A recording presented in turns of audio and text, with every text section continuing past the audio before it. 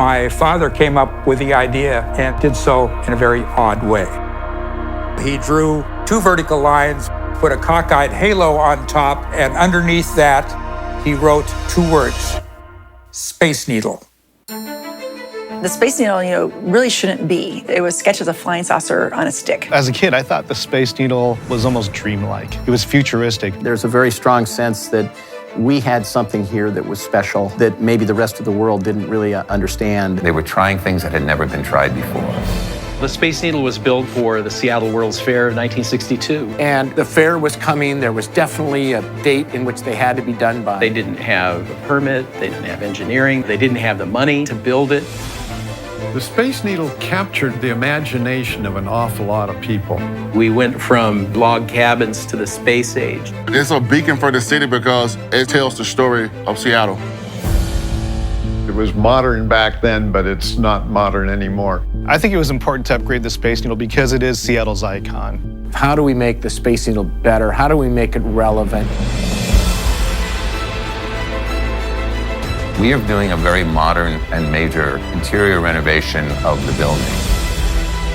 Those that were involved in its design knew that this would be a big deal. To even touch something like this, I think takes guts. Everything we did was just crazy complicated. There were so many odds stacked against this project from day one. We were going to have to do something incredible. Those doors will open and you will go, wow, this is unbelievable.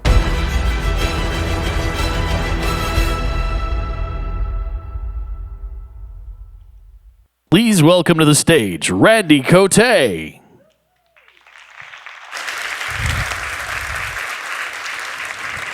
All right, we're gonna end with a little fun. You guys ready? No? Come on, let's hear it. I'm nervous, you gotta help me through this, all right? So, my name is Randy Coté with the Space Needle and Chihuly Garden and Glass. We just spent $100 million and rebuilt the Space Needle from scratch, basically. So I'm gonna sort of walk you through it, and then raise your hand if you're going to the Space Needle after this. Everybody. I feel like Oprah, okay? All right. You heard some of this in Gary's talk earlier, but we opened in 1962 for the World's Fair. It was a space-age themed fair. That's why we're called the Space Needle. Simple as that. Tallest building west of the Mississippi when we opened. It was kind of a big deal, okay? Also, no one had ever seen anything like the Space Needle before. We had the world's first freestanding revolving restaurant when we opened in 1962, and we were instantly famous. 10 million visitors to the World's Fair.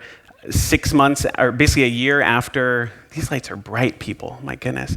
A year after the tower construction was basically done, the Jetsons debuted on television. Everyone lived in something that looked like the Space Needle, right? It was just instantly cool. And it put Seattle on the map. They told you earlier, they had to teach people how to say Seattle when they went to go pitch the World's Fair. They had no idea what it was, all right, or where it was. Just a little context here. This is during the fair. Here we are. Oh, you can see my shaky hand. This is Cornish Playhouse right here. So built as part of the World's Fair. And then a lot happened between 1962 and now. We had two renovations. One was in 1982. We added this level right down here at 100 feet. We call it the Skyline level, private event space. And then in the year 2000, we added a pavilion at the base for additional square footage, retail, queuing, things like that. We became a city landmark in 1999, so that protected the view of the Space Needle from 10 different city parks, but it also protects the view out from the Space Needle by total coincidence. That's kind of nice for us. And then I'll say, as a kid growing up here in the 90s, right, as Seattle became famous, people were noticing us in the 90s, it felt like the real world was here. The Sonics existed and were playing the Chicago Bulls in the finals. The Mariners were in the playoffs. We won't even talk about that. But people were recognizing Seattle, and as Seattle became more famous, the Space Needle was right alongside with it. My favorite fact, we're the 156th largest city in the world, but have one of the 10 most recognizable skylines because of the Space Needle. It has this connection to the city, so as Seattle became famous, more people knew about the Space Needle. Do I have any other fun facts I'm forgetting here? Oh, you just heard Linda from AECOM. I like to say we punch above our weight as an observation tower. We have the same attendance as the CN Tower in Toronto, which, by the way, is exactly 3 times taller than the Space Needle. We're 605 feet. They're 1,815 feet, exactly. Their metropolitan area is twice the size of ours. We're about 3 million, 3.5. They're over 7. Closer to the East Coast, the whole 9. And we have great visitation. So why did we need to renovate? The building was 55 years old. Everything was from the 60s for the most part. And we wanted to reinvest in the guest experience. Water break here. As you heard earlier, we are privately owned. A lot of people think it's the symbol of the city. It's this iconic structure. We must be this public entity. It would have fallen down if it was a public entity, I think. So everything that our owners, kidding, you're going up there soon. It's all good, people. Everything that's made from the building is reinvested. So the $100 million renovation that we had, all privately financed. Largest reinvestment in the Space Needle's history. All about the guest experience and getting out of the way of the view. Most renovations are about addition. This one was about subtraction, all right? It took 11 months of heavy construction, and we call it the Century Project, because it's about preserving the Space Needle to get to our 100th birthday and beyond, which is April of 2062, only 42 and a half years away. So mark your calendars. We are going to rip through some photos of construction, because I know you want to hear about architecture, technology, and experience, and my storytelling here at the conference. The first thing was put up this platform. So we built a platform on the roof of our 100-foot level. 12 workers rode that platform. You can see one of them right here. They had independently controlled motors, raised that thing up to underneath the Space Needle's top house. They originally said we were going to have to close for over a year and scaffold the entire building from the ground up, close for a whole year. Do you think Visit Seattle, our tourist bureau, was in support of that? No, right? And we would have had to lay off all of our staff. So we challenged them. We said, find a way for us to stay open during renovation. And so they use this technique they normally use on bridges, where they bring this thing under the bridge, raise it up under the bridge. They can work on it while cars are still driving on it. They did that for us, built this big, beautiful work platform here. So the 520-foot observation deck, we stayed open throughout renovation, at least partially on that level. This level, 500 feet, all closed. And so this helps protect workers from the elements so that they could work in our off-season. It rains a little bit in the off-season. And of course, the marketing team wanted to let people know that we are open. So this was originally supposed to be blank and boring. We put up a big thing that said, we're getting a space lift, and remind people that we're open. Thank you. I just got the laugh. That's what we go for. My favorite renovation fact, everything that we demolished left in our elevators, the 3 elevators that you're going to ride up in today, and everything that was new went up in our 3 elevators, with the exception of things that were too big, including the big 1-ton panels that are on the outdoor deck that you just saw in Linda's presentation. Those got flown up on a crane, and there's a little slip there to receive it, and then it was brought to its location. 500 workers worked on the project, over 18 different trades. They worked 20 hours a day, 6 days a week. They redefined Sleepless in Seattle, okay? And it was just crazy complicated in every way. We took the whole building down to the studs. This is the thing that's so hard for me to explain. Raise your hand if you've been to the Space Needle before. Okay, take a look around. Keep them up, keep them up. Okay, who has been in the last year? Keep them up. Okay, these are the only people who have really been to the Space Needle at this point, okay? There's nothing existing up there from before the renovation except the elevator you arrived on. I cannot stress that enough. Our landmark status means we couldn't change the way the building looked from the outside. We can change the way it looks on the inside. Marketer's worst nightmare, right? We didn't get any taller. You can't see a new roller coaster hanging off the side of it. We're not the stratosphere, right? We didn't change the paint color. So we have to tell people what's on the inside. For example, taking it down to the studs, this used to be our revolving restaurant. All that's left was, after demolition, these canoe beams. You can see these from here if you stepped outside. These are 48 beams that go out from the base of the Space Needle, and these floor-to-ceiling beams. Everything else gone before we started putting in glass, which we'll talk about in just a second. The outdoor deck, there used to be a wall here with a wire cage. We just got rid of all of it. The only thing left, this steel superstructure, okay? Started replacing it with 1-ton pieces of glass, tilting out over the city while the city keeps living their lives. Crazy complicated in every way. This is a custom robot named Endulu that was built and assembled on our observation deck just for this purpose, to hold a 1-ton piece of glass, tilt it out over the city, and install it. Yeah, that's the shocked sounds I'm talking about right there. What are you doing? Interior deck, floor-to-ceiling windows here. You'll see I have some before and afters after this for you to look at. 10 different types of glass were used on the project. In total, we added 176 tons of glass to the top of the Space Needle. That's a 196% increase in the amount of glass that is part of our visitor experience, right? And if there was a wall, turn it into glass. If there's a floor, if you can turn it into glass, do it. That was the philosophy. These are some of my favorite pictures. These kids, like, warms my little heart. These kids would not have been able to see out before coming to the Space Needle. There was a wall up to here. The other thing I mentioned, we stayed open. If you're our construction partners, they didn't like that very much, okay? They felt like they were on display. It was like a zoo. We loved it because we stayed open and we charged full price throughout the process, even though you're visiting an active construction zone, because we made it an experience, okay? Easy peasy, done. 11 months of pain and 11 slides, so I can go home now. Some things that are hard to put in pictures. Remaining open to the public was a huge challenge. What we did, we added a virtual reality bar on the observation deck, all run off of extension cord power. There was no permanent electricity at the top. Literally everything at the top, the cafe, the lights, the virtual reality bar, were run off a long extension cord that went up the core of the Space Needle. I kid you not. We had a daily hot sheet, so we let people know, like, what can you see today? Like, we've just exposed these beams in the ceiling that have not been seen since 1961. Isn't that cool? We told people they're a witness to history. We did discount if it was impactful. Other things that happened. So not only did our guests get to see all of our construction partners working every day, you've got our lovely marketing and PR team bringing through every kind of media tour. The trailer you saw there was for a full-length, feature-length documentary that we made about the Space Needle and the process. It's going around to some film festivals now. But you know, when our guide comes through with a drone 500 feet from you while you're installing a 1-ton piece of glass tilting out over the city, they loved us. Okay, let's just say that. The biggest challenge was we are open, right? Visibly, we're this big eye magnet, I like to say about the Space Needle. You can see it from everywhere.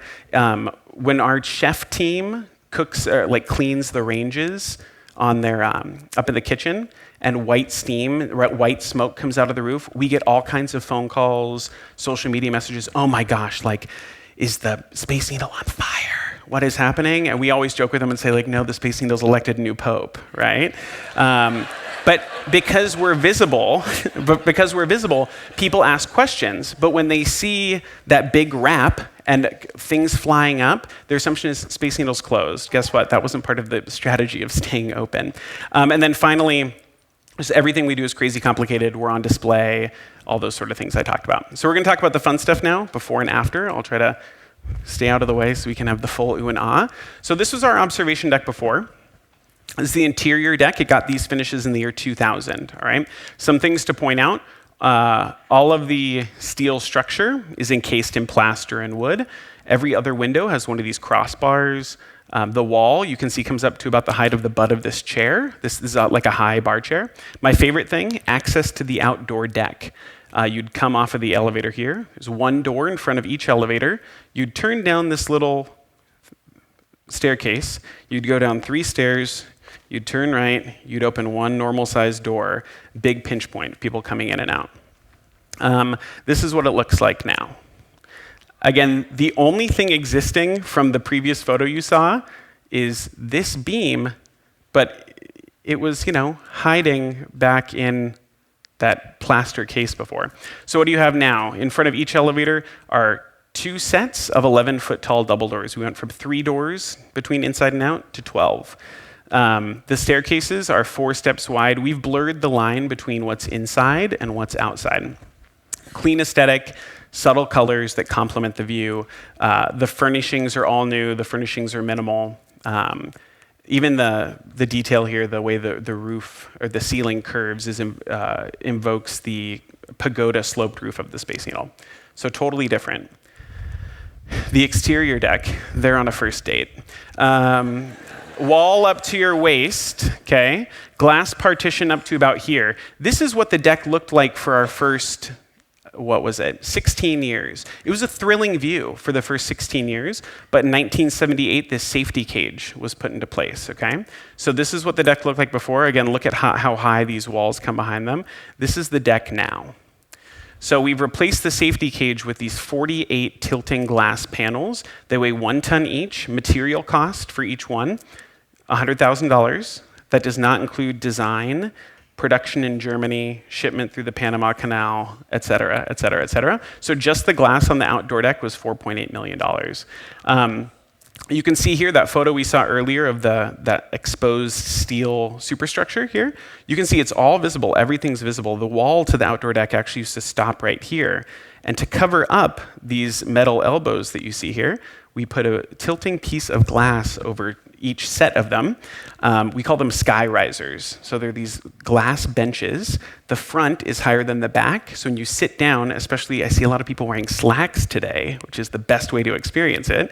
When you sit down, you will slide back. The only thing holding you up is the glass on your back and the glass you're sitting on. And because of this 14-degree tilt here, you can look straight down without ever standing on the glass floor. Two big things when I think of like expectation going into the renovation versus reality. We thought the glass floor, without doubt, was going to be a thing that knocked people's socks off, that was going to be the biggest thrill. We've done research in the years since we've been open. The outdoor deck is the most thrilling part of our experience, according to our guests. The other expectation versus reality is up here on the right. This is a rendering of what we promoted. Ooh, look at the sky risers, and you can sit on it and look out over Seattle. We opened up within 30 minutes. People were standing all over them. Okay, and so we had to make the call on opening day. Like, are we cool with this? And we were like, as long as guests are being safe, our job is to create a really cool experience for them, make a memory, and send them on their way. Okay, wrapping up here, everything you don't see, electrical, plumbing, mechanical, sustainability goals. We're LEED certified gold for this project. We went from 1962 single pane windows to the most energy efficient glass you could have. Accessibility, you could not get to our outdoor deck if you used a wheelchair before. We were not compliant to ADA. Now we have the first of its kind in North America. It's called a Sesame Lift. It's magical. If you want to go see it, push the pager near the north elevator, and our security team will come operate it for you. It turns a set of stairs from those big 4-step wide bays that go outside, turns one of the set of stairs into a flat platform that you can board. It then goes down like an elevator. You exit it, you push a button, and it magically turns back into stairs. And then our guest journeys totally changed. So we used to be 2 single-level experiences 20 feet apart. You either bought a ticket and came to our observation deck, or you made a reservation, went to the restaurant. You did not really interact between those 2 levels. Now our guests, we've punched a hole in the, I hit the wrong button. It's all right. We punched a hole through the middle of the building. This was the scariest part of the whole renovation. And put in this grand staircase. So now we drop all of our guests off at the top. They see and do everything inside and outside, our cafe, what have you. They then take the grand staircase down 1 level. There's restrooms there, which have been updated. And then they take it 1 more floor down to the revolving glass floor. This oculus here at the bottom is sort of the architectural feature to say, like, something's down there, right? I should go down there. Very intentional. Our design firm was Olsen Kundig for this project. When they arrived down there, what used to be on that level was Sky City Restaurant, the 3rd restaurant to be homed on the 500-foot level. There have been 3 different restaurants in our history. This was here from 2000 to 2017. And now we've totally reimagined this space. It is now The Loop, the world's first and only revolving glass floor. I've been running around saying that everywhere for 2 years. So if you find another revolving glass floor, call me, all right? Again, really hard to explain. When you're up there, and people are like, oh, so are these the original motors that turned? There's nothing existing from before, all right? We have full digital control. We can go as fast as a 20-minute revolution, as slow as 90 minutes. And we can do anything on this level now. Before we were limited, the magic of the world's first freestanding revolving restaurant was that the furniture was bolted to the ground and it was very finely balanced, okay? Now we've had a demand for a bar, for private events, for different restaurant concepts for decades, and now we can achieve some of those things. So currently the level is open for observation and private events. We do have a wine bar there. We've been testing new food and beverage concepts. So especially locals are clamoring for what is the new restaurant at the Space Needle. You know, the demand has changed as far as what the market wants, what guests are looking for. So we're trying to align when this space is a restaurant versus when it's observation versus when is it a lounge, when is it a bar, and how do we, you know, because we can do anything there, you can have a restaurant on a portion of it while you have a bar on the rest. So more to come on this level. We did start testing private events here in the fall, and they're pretty spectacular. Our largest group we could do before at the restaurant was 10, and now we can do any number of people. Wrapping up, my favorite thing that we do at the Space Needle, back in 2012, we flipped our business model when it came to photography. We're actually unique when you look at observation towers or attractions. Everything that we do is all under our roof. We do not outsource our retail, our food and beverage, our photography, everything is in-house, all right? In 2012, we went to free digital photos, so not come take a look and we'll sell it to you, just included and digital only. We started testing some things like sky-high selfie here in 2014, and in 2015, we added a new technology experience, again, no upcharges. We sort of beefed it up and relaunched with the renovation. So now our guests get 7 digital photo and videos to take home with them free of charge. You get the sort of traditional green screen at the beginning. This is my cute little cousin. I had to throw her in there. 3 sky-high selfies on different sides of the building. My favorite, which is zoomy, we take a 7-second video that starts as a picture of the Space Needle. So when you post it on Instagram, people are like, oh, cool, the Space Needle. And then it zooms in and it shows you on top of the Space Needle. Like, we really tried to get out of the box with what the experience was. What's something we could only give you if you bought a ticket and went to the top, right? We added virtual reality. Linda talked a little bit about that. We don't charge extra for that. It's a virtual bungee jump off of the Space Needle. Give it a try.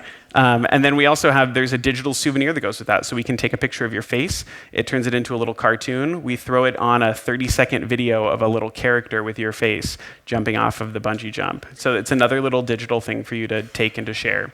And of course, interactives at the top, and our mobile app. So I recommend on your walk over, download the Space Needle app.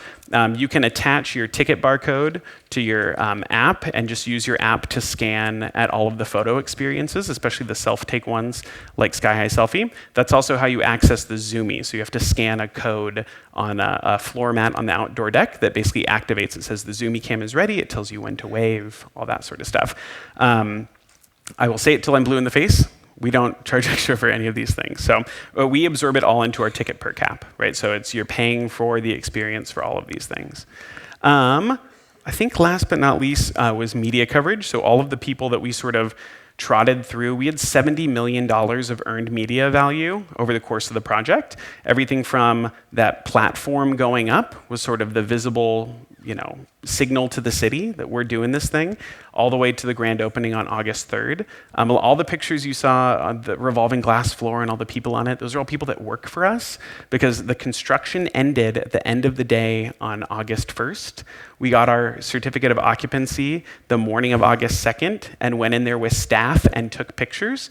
And luckily, it was the most beautiful day ever. You saw all the sunsets. And then we opened to the public on the 3rd. So it was... we are bonded for life at the Space Needle corporate office because we've been there and back all and every way in between. So I think the final thing to say is, when you look at our marketing strategy, we do not advertise, famously. Our advertising budget is like that big. It's all about word of mouth. It's all about giving people all of these photo, video, and we really spend a lot of money on guest service training and really taking care of people because it's all word of mouth. It's our number one, how did you find out about us? Over 50% of people. It's someone telling them, I went to the Space Needle and it wasn't a total tourist trap. They didn't charge me extra for things. Everyone gets a time ticket. I didn't have to wait in a long line. We're trying to buck the trend and be different. So I really hope you have a great visit up there. And again, how much of it is existing from before once you step off the elevator? Nothing. Great. So enjoy it. Appreciate it. If you ever wondered what $100 million would buy you, that's it. And we actually found out in the process, we have the original blueprints for the Space Needle. There's still one of the living engineers, was a consultant on this project. And he showed our construction team the original blueprints. And we said, how much would it cost to just build a brand new Space Needle with all this glass? And they said, oh, it cost $50 million. You could build 2 new Space Needles with all this glass. And so we're like, well, we're a landmark, we're an icon. We don't want to, upset people, so you pay for what you get for. And I hope you have a great time. Thanks so much for having us, everybody.